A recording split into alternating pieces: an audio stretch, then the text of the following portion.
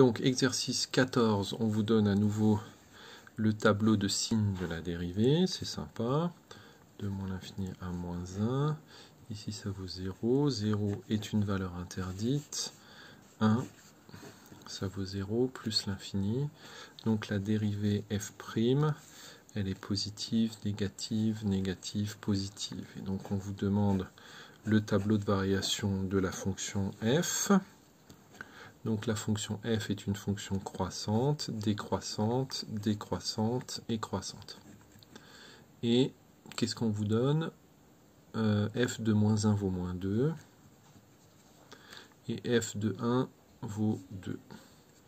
Donc si on vous demande aussi une représentation graphique de cette fonction possible, hein. Alors qu'est-ce que je sais?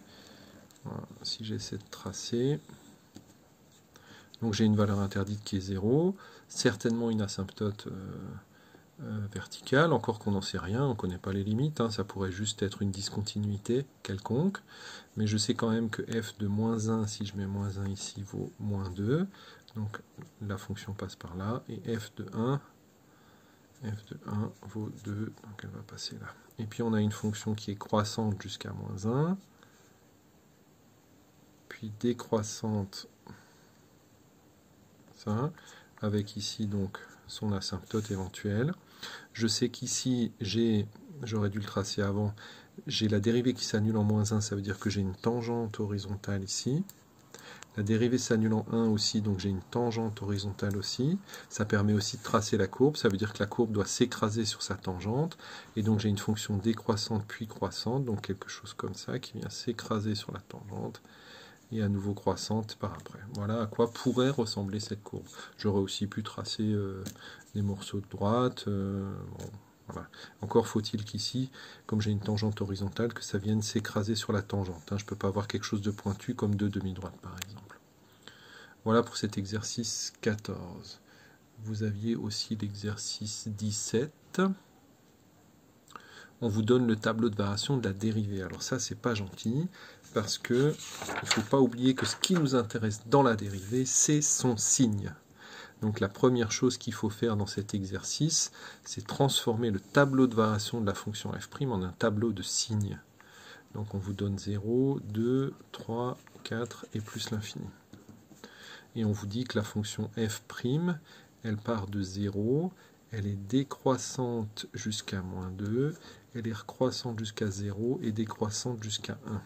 Ce qui veut dire pour son signe, toujours, donc là je rajoute une ligne f', puisque je le répète encore une fois, ce qui nous intéresse dans la dérivée, c'est son signe. Donc ici, la dérivée, elle est négative, parce qu'elle passe en dessous de 0, elle reste en dessous de 0, négative, et là on avait dit qu'il y avait un petit problème, ouais, qu'il fallait mettre un moins ici. Et même ici à 4, bien sûr elle s'annule, ici aussi elle s'annule d'ailleurs, mais elle reste toujours négative.